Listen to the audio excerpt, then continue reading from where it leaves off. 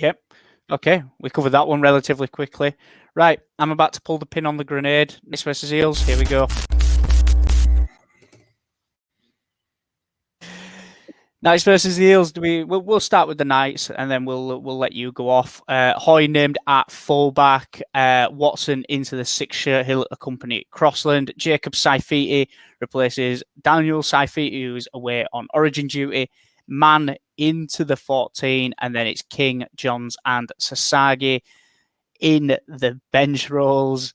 Here we go. It is on to the Eels now, and the obvious exception of a player. Well, first things first, we'll start with Reid Marnie. He's recalled from Origin. They've basically told him, Harry Grant's going to be your 9. Go crack on with the Eels. Fair income, right? Nia Curry is into your prop role. Very, very mobile prop, and Regan Campbell-Gillard returns. And I'll let you talk about the 5 position. You go for it. Can I swear? No. We're strictly PG now. Brad Arthur, what in Jesus' name are you doing leaving Wonga Blake in there and dropping Fergo? You are an absolute fucking bollockhead. Sorry, Matt. Just, no. No. Why? He's the worst defender in the NRL. He's worse than bloody... I just, no. He's a fucking turnstile, and you let him stay in the bloody centres and drop one of the most prolific wingers that we've had in recent history, going way back. Why? Why do you think Gagai and Johnson scored hat-tricks on the weekend? It wasn't because of freaking Blake Ferguson. It's because some dickhead in the 3 and the 4, because I know that they swapped Opachik and Wonga Blake, and neither helped, but at least Opachik can somewhat tackle. Wonga Blake's a defensive turnstile. I've seen more fucking tickets go through him than I have a train station. I don't get it. I don't get it. Knights 1-12. Okay. Yeah, Luke's lost his head. He's gone. He's gone for the day. He's going to go take a lie down after this. His head is very hot right now. Yeah, I mean, it's typical story. You know, a winger comes proper to his centre here. I applied my trade playing on the wing many kilos ago. Which, I mean, weight-wise, not drug. But a long time ago, I used to be a winger. And when you are defending inside the centre, you have no confidence in.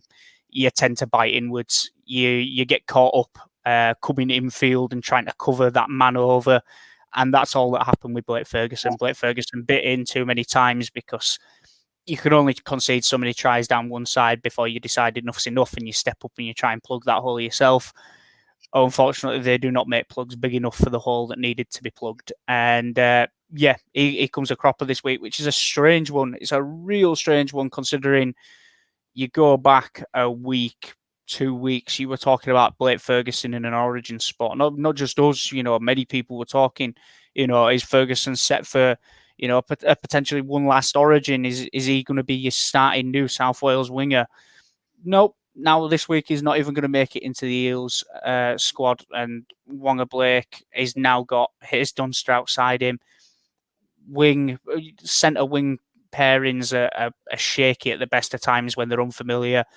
You're now going to throw that into you're going to throw into the mixer a very weak edge already in Wonga Blake, just leaking points down that side. So yeah, I'm going to say Knights 1-12. Worthwhile mentioning as well, we completely missed it. Dylan Brown back into the starting lineup as well. As no Jacob Arthur this week, and Brown back from injury, but I don't see the Eels winning this one. If no, do you know what? No, I'm going to backpedal here. I'm going to go Eels 1-12. I think that the Knights, I think they had their big one against Manly last week, and I think that the Eels have probably got a lot of making up to do. I don't see them losing another one. You got Nathan Brown, who again another player who arguably should have been in the Origin squad. Matterson again, another gun forward. Nia Curry brings some mobility to that forward pack, and the Knights are they're light on talent. No Frizzell, no Daniel Saifiti. Man is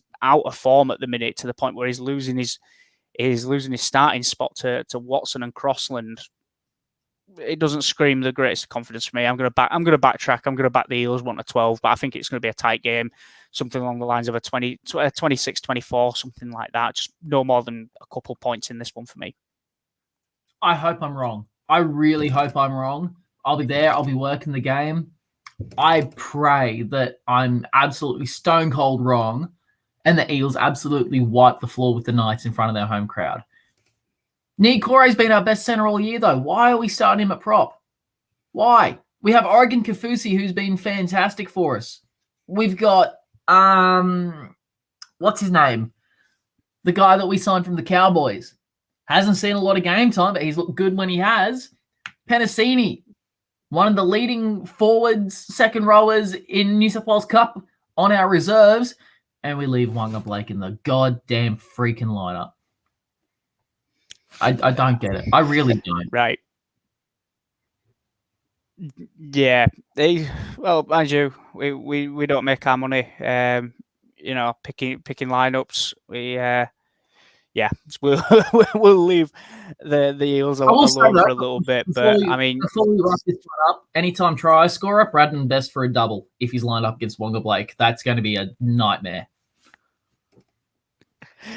I feel like your anytime try scorer against the Eels is always just whoever lines up against Wanga Blake, double. You're not wrong, to be fair. I think you've backed that twice in 2 weeks and it's come off both times. Hey, so, I suggested Alex Johnson double Dan Gagai last week at $10 and it got up in the first half. I'm just saying. Yeah. I'm gonna go Mitch Moses anytime for the Eels. I just think he probably slides through. I completely forgot about anytime try scorers there. Good job, Yoria, because I am absolutely useless. But I think now that we have done that, we will wrap the show up here. It's been a bit of a quicker one, a little bit more fast paced because we've only got 4 games to cover this week.